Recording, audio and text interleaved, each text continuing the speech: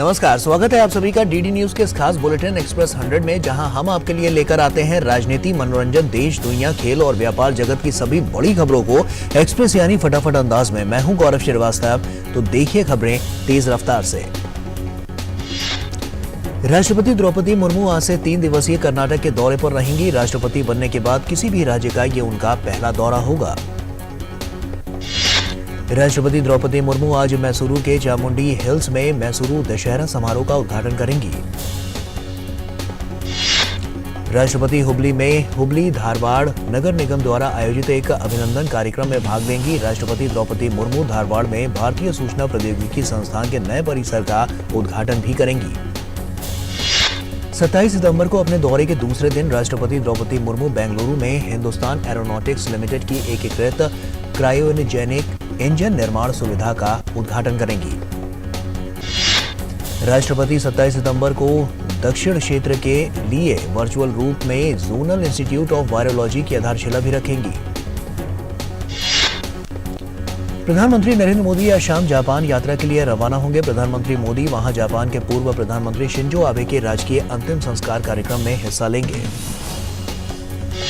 Japan के पूर्व प्रधानमंत्री शिंजो आबे का 8 जुलाई को एक जानलेवा हमले में निधन हो गया था। प्रधानमंत्री मोदी अपनी यात्रा के जापान के प्रधानमंत्री फुमियो किशिदा से भी मुलाकात करेंगे। रक्षा मंत्री राजनाथ सिंह आज हिमाचल प्रदेश के कांगड़ा में बड़ौली का दौरा करेंगे। वे इस दौरान देश की सेवा करते हुए अपने प्राणों की आहुति देने वाले सैनिकों के परिवारों के सम्मान समारोह में भी भाग लेंगे।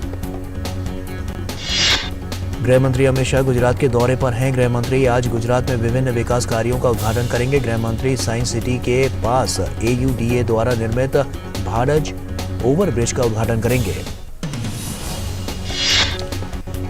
अमित शाह विरोचना नगर प्राथमिक स्वास्थ्य केंद्र एवं AUDA द्वारा निर्मित मिलन केंद्र समाजवाड़ी का उद्घाटन भी करेंगे। अमित शाह पौराणिक मंदिर मेलडी माताजी में दर्शन करेंगे।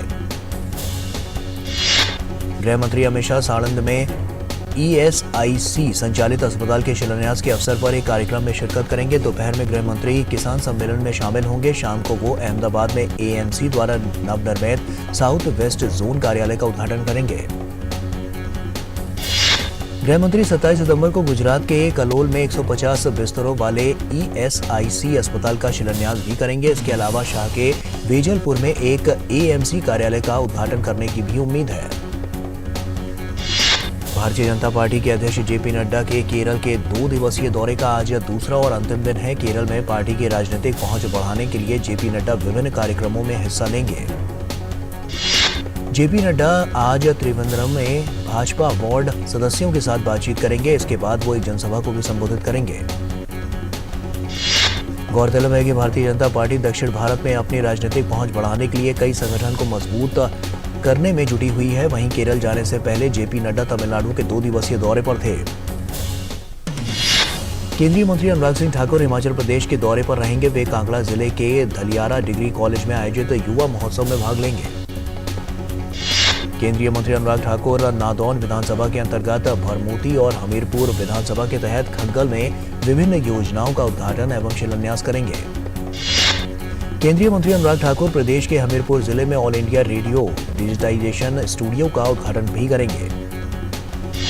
केंद्रीय वित्त राज्य मंत्री भागवत कराड आज महाराष्ट्र के मराठवाड़ा क्षेत्र के सभी जिलाधिकारियों, जिला परिषद CEO और कॉरपोरेशन कमिश्नर और तमाम बैंकों के अधिकारियों के साथ बैठक कर विकास की योजनाओं की समीक्षा करेंगे।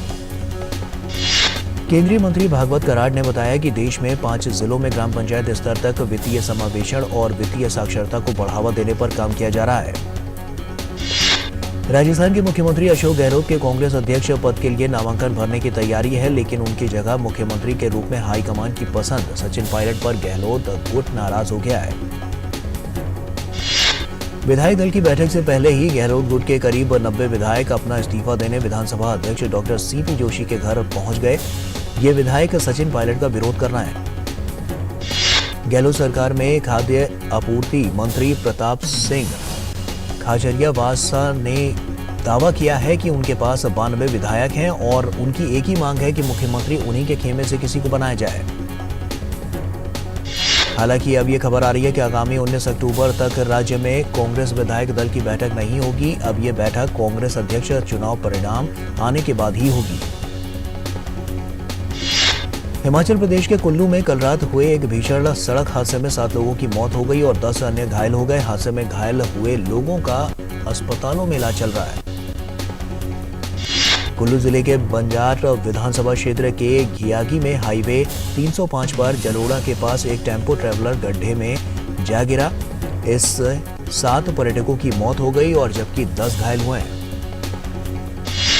पुलिस ने बताया कि जलोड़ी जोत से यह गाड़ी जीभी की तरफ आ रही थी। जब गाड़ी जलोड़ा के पास पहुंची तो अनियंत्रित होकर हाईवे से करीब 400 मीटर नीचे खड्डे में जा गिरी। चंडीगढ़ एयरपोर्ट का नाम शहीद भगत सिंह के नाम पर होगा। 28 सितंबर को भगत सिंह का जन्मदिन है। उससे पहले प्रधानमंत्री ने मन की बात में जानकारी दी है कि जयंती से पहले उन्हें श्रद्धांजलि स्वरूप एक महत्वपूर्ण निर्णय लिया गया है, जिसकी लंबे समय से प्रतीक्षा थी।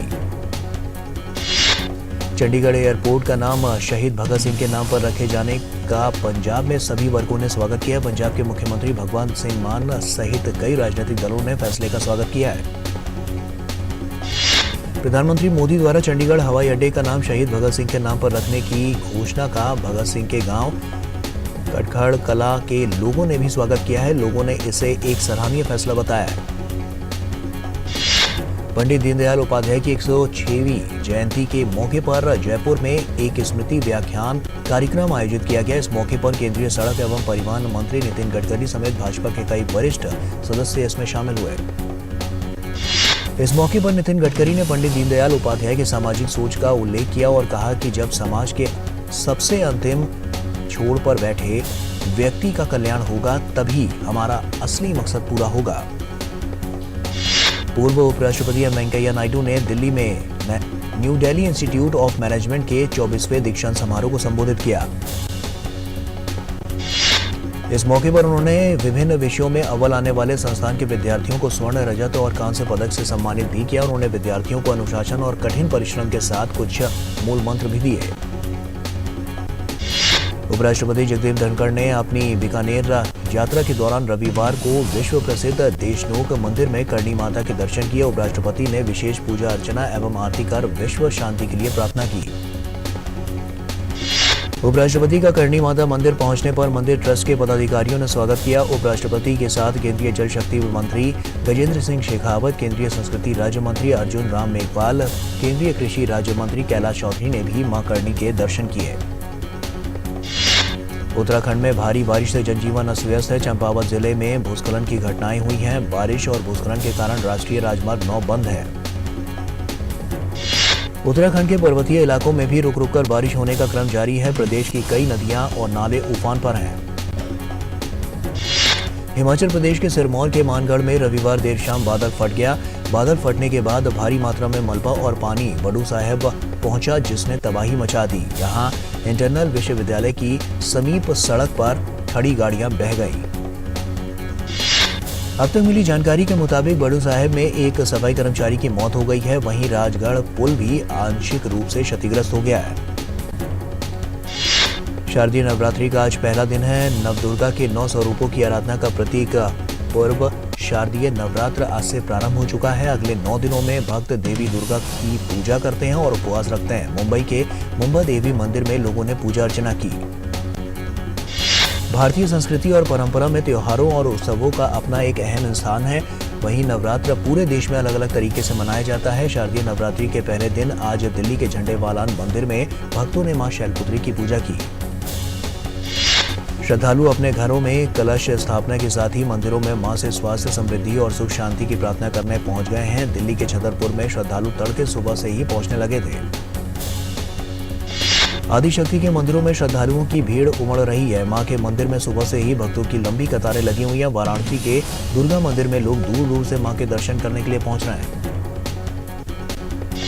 देश के हर एक क्षेत्र में शारदीय नवरात्र की छठा ही निराली होती है। हरियाणा के पंचकुला में मनसा देवी मंदिर में श्रद्धालुओं ने नवरात्र के पहले दिन मां के दर्शन किए।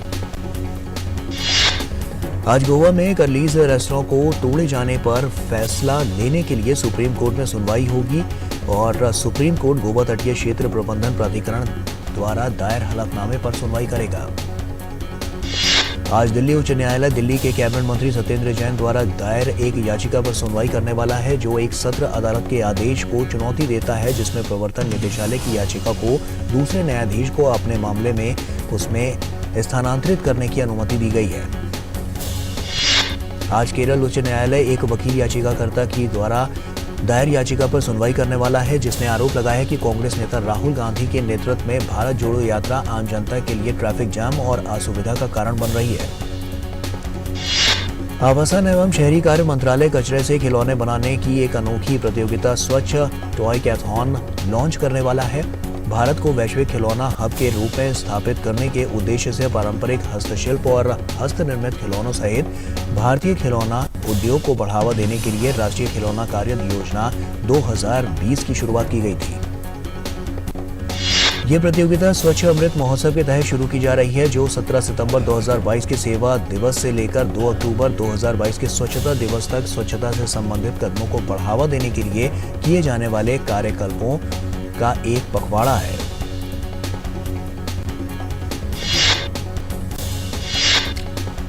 ये प्रतियोगिता व्यक्तियों और समूहों के लिए होगी। इसमें नवाचार का प्रयोग करते हुए सूखे कचरे से खिलौने तैयार करने होंगे। इसमें उन खिलौनों के डिजाइन पर ध्यान दिया जाएगा जिनके आधार पर बड़ी संख्या में खिलौने तैयार किए जा सकते हैं। भारत के खिलौनों के निर्यात ने अप्रैल से अगस्त 2022 में 2013 की समान अवधि के मुकाबले 636% की असीम वृद्धि दर्ज कराई। मुरैना में एनएससी के जैविक बीज फार्म का केंद्रीय कृषि मंत्री नरेंद्र सिंह तोमर ने किया शिलान्यास। इसके प्रारंभ होने पर मध्य प्रदेश के किसानों को तिलहन के नए जैविक बीज उपलब्ध होंगे, उनका सामाजिक आर्थिक स्तर भी सुधरेगा। पर्यावरण वन जलवायु परिवर्तन मंत्रालय ने राष्ट्रीय चंबल वन्य जीव अभयारण्य की 207 हेक्टेयर भूमि डी नोटिफिकेशन करने की अनुशंसा का भी बड़ा फैसला लिया है। वहीं अभयारण्य क्षेत्र राजस्व भूमि होने से रेत उपलब्धता स्थानीय स्तर पर होगी और रोजगार भी बढ़ेंगे। ई कॉमर्स कंपनियों के लिए इस साल का त्योहारी सेल काफी फायदेमंद रहा। ई कॉमर्स प्लेटफॉर्म पर पिछले साल के सेल के मुकाबले इस साल 28% अधिक ऑर्डर मिला है। इसकी जानकारी सॉफ्टवेयर सेवा मंच यूनिकॉमर्स ने दी। यूनिकॉमर्स ने बताया है कि इस साल के सेल में पिछले 2 दिनों में 70 लाख से अधिक ऑर्डर मिले हैं। इस साल के सेल में इलेक्ट्रॉनिक्स ट्रेडिंग के ऑर्डर में सालाना आधार पर 48% की वृद्धि हुई। यूनिकॉमर्स के अनुसार सेल में सबसे अधिक ऑर्डर फैशन उद्योग से जुड़े उत्पादों में मिले हैं। भारत अपने आर्थिक सुधारों और कारोबार करने में सुगमता के प्रयासों के बूते चालू वित्त वर्ष में $100 अरब का प्रत्यक्ष विदेशी निवेश आकर्षित करने की दिशा में अग्रसर है। वाणिज्य एवं उद्योग मंत्रालय ने यह अनुमान जताया। वाणिज्य एवं उद्योग मंत्रालय ने कहा कि देश में एफडीआई 101 देशों से आया, जिसे 31 केंद्र शासित प्रदेशों और राज्यों में तथा 51 क्षेत्रों में निवेश किया गया। अपने आर्थिक सुधारों और कारोबार करने में सुगमता बढ़ाने के प्रयासों के बूते भारत चालू वित्त वर्ष में $100 अरब का एफडीआई पाने की दिशा में बढ़ रहा है। औद्योगिक एवं लॉजिस्टिक पार्क के विकास से जुड़ी फर्म लॉजी स्पेसेस ने कर्नाटक के नरसापुरा में करीब 300 करोड़ रुपए के निवेश से एक नई परियोजना शुरू करने के लिए एए होल्डिंग्स के साथ गठजोड़ किया है। सैमसंग इंडिया ने कहा है कि उसने त्योहारी सेल के दौरान पहले दिन भारत में 12 लाख से अधिक गैलेक्सी डिवाइस के फोन बेचे, जिसकी कीमत 1000 करोड़ रुपए से अधिक है। शिक्षा प्रौद्योगिकी क्षेत्र की दिग्गज कंपनी बायजू ने निजी इक्विटी निवेश फर्म ब्लैकस्टोन को $23 करोड़ का भुगतान पूरा कर दिया है। ये राशि आकाश एजुकेशनल सर्विसेज में बहुलांश हिस्सेदारी के अधिग्रहण करने के बाद बकाया थी। फार्मा कंपनी भारत बायोटेक ने प्रोत्साहन से जुड़ी प्रोत्साहन योजना के दायरे में ब्रांडेड औषधीय उत्पाद विनिर्माताओं के अलावा दवाओं की पैकेजिंग सामग्री बनाने वाली एवं अन्य सेवाएं देने वाली कंपनियों पर भी ध्यान देने का अनुरोध किया है। केंद्रीय स्वास्थ्य मंत्री मनसुख मांडविया ने आयुष्मान भारत के 4 वर्ष और आयुष्मान भारत डिजिटल मिशन के 1 वर्ष पूरे होने पर 2 दिवसीय आरोग्य मंथन 2022 का उद्घाटन किया। पीएमजेएवाई लाभार्थी सबसे बड़ी सार्वजनिक स्वास्थ्य बीमा योजना में सबसे महत्वपूर्ण हितधारक है।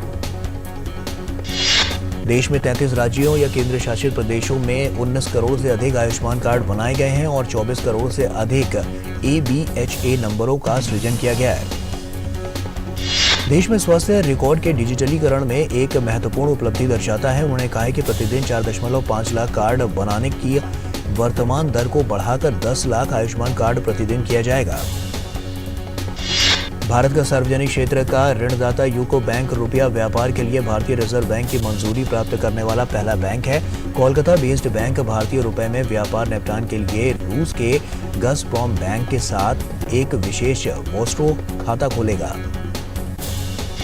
Global sustainable agricultural speciality organisation Solidaridad network की पहल पर एशिया के 5 प्रमुख पाम तेल आयात करने वाले देशों के शीर्ष खाद्य तेल उद्योग संघ पहली बार एशियाई पाम ऑयल अलायंस बनाने के लिए एक साथ आए।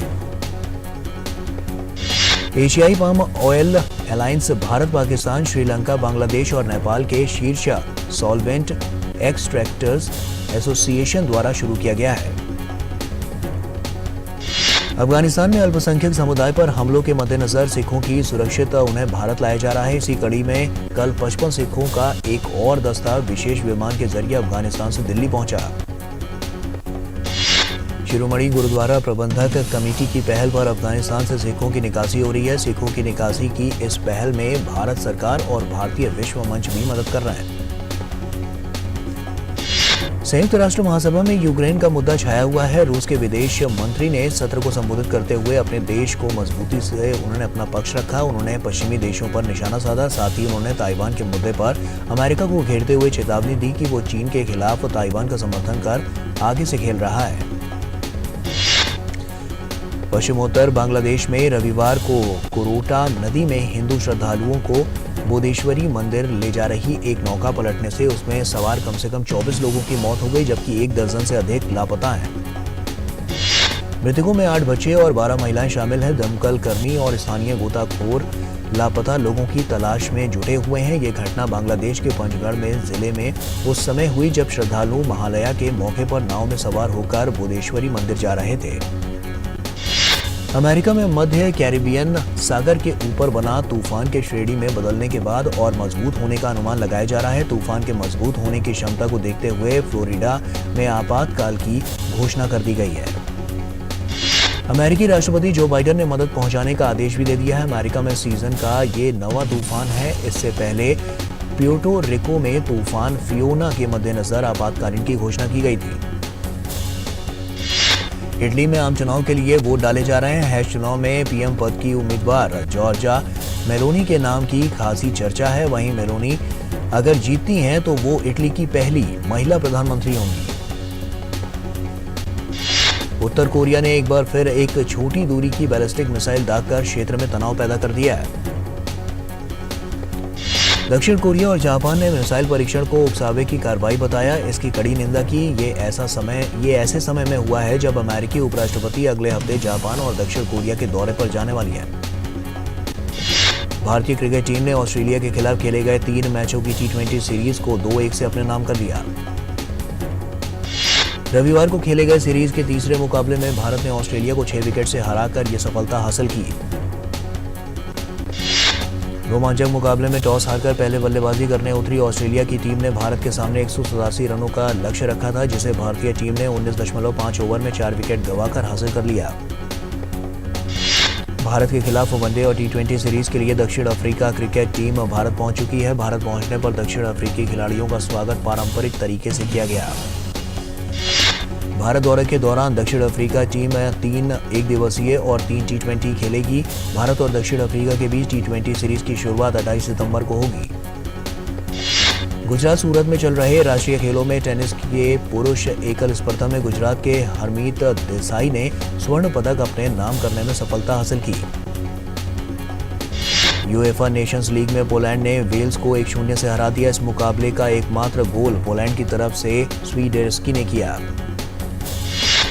केनिया के एलियड किपचोगे ने अपने ही मैराथन विश्व रिकॉर्ड तोड़ दिया। किपचोगे ने बर्लिन रेस 2 घंटे 1 मिनट और 9 सेकंड में पूरी की और अपने पुराने विश्व रिकॉर्ड में से आधे मिनट की कटौती की। किपचोगे ने अब अपने करियर में 17 में से 15 मैराथन जीती है। इसमें 2 ओलंपिक खिताब और 10 मेजर खिताब शामिल है। डुकाटी के जैक मिलर ने जापानी मोटो ग्रांड प्री में जीत दर्ज की है और ये उनकी इस सीजन की पहली जीत रही। रेड बुल के ब्रांड बाइंडर दूसरे स्थान पर रहे। संयुक्त राष्ट्र आज के दिन हर साल को परमाणु हथियारों के पूर्ण उन्मूलन के लिए अंतर्राष्ट्रीय दिवस के रूप में मनाता है। दिन का उद्देश्य परमाणु हथियारों से मानवता के लिए उत्पन्न खतरे और उनके पूर्ण उन्मूलन की आवश्यकता के बारे में जन जागरूकता बढ़ाना है। दुनिया भर में आज 26 सितंबर के दिन हर साल विश्व गर्भनिरोधक दिवस मनाया जाता है। भारत के अलावा कई देशों में लोगों में गर्भनिरोधक के बारे में जागरूकता लाने के लिए समय समय पर जानकारी दी जाती है। इस दिवस को मनाने की शुरुआत 26 सितंबर 2007 से हुई थी।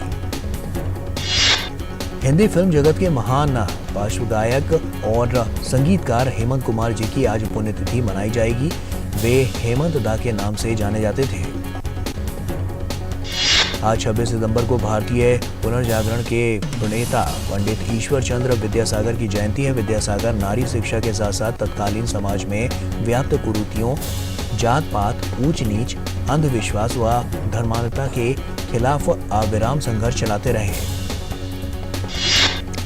आज 26 सितंबर को देव आनंद की जयंती है। 26 सितंबर 1923 को अभिनेता देव आनंद का जन्म हुआ था। देव आनंद रोमांस किंग के नाम से लोकप्रिय थे। अपनी डायलॉग डिलीवरी, अदाकारी, लुक्स की वजह से लोगों के बीच बहुत पॉपुलर थे। देव आनंद का जन्म 26 सितंबर 1923 को पंजाब के शंकरगढ़ में हुआ था। देव आनंद का असली नाम धर्मदेव किशोरीमल आनंद था, लेकिन उन्हें बॉलीवुड में सिर्फ देव आनंद के नाम से ही जाना गया। मशहूर कॉमेडियन, गायक और यूट्यूब स्टार भुवन बाम अपने अगले प्रोजेक्ट वेब सीरीज ताज़ा खबर के लिए पूरी तरह से तैयार हैं, जिसमें सत्या, स्टार जेडी चक्रवर्ती, साराभाई बनाम साराभाई के देवन भोजानी और श्रेया पिलगांवकर और मराठी अभिनेता प्रथमेश परब भी हैं। निर्देशक पवन नागपाल, जिनकी नवीनतम फिल्म बाल नरेन रिलीज के लिए पूरी तरह से तैयार है, उन्होंने कहा है कि फिल्म को उद्योग से उस तरह का समर्थन नहीं मिल रहा है।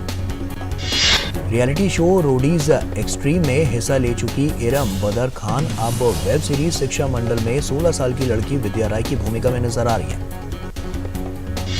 प्रसिद्ध तमिल अभिनेता भरत, जो निर्देशक वसंत बालन की वेलियल और जाने माने निर्देशक शंकर की वॉइस सहित कई समीक्षकों द्वारा प्रशंसित सुपरहिट का हिस्सा रहे हैं, अब लगभग एक दशक के बाद हंट नाम की तेलुगु फिल्म में नजर आएंगे।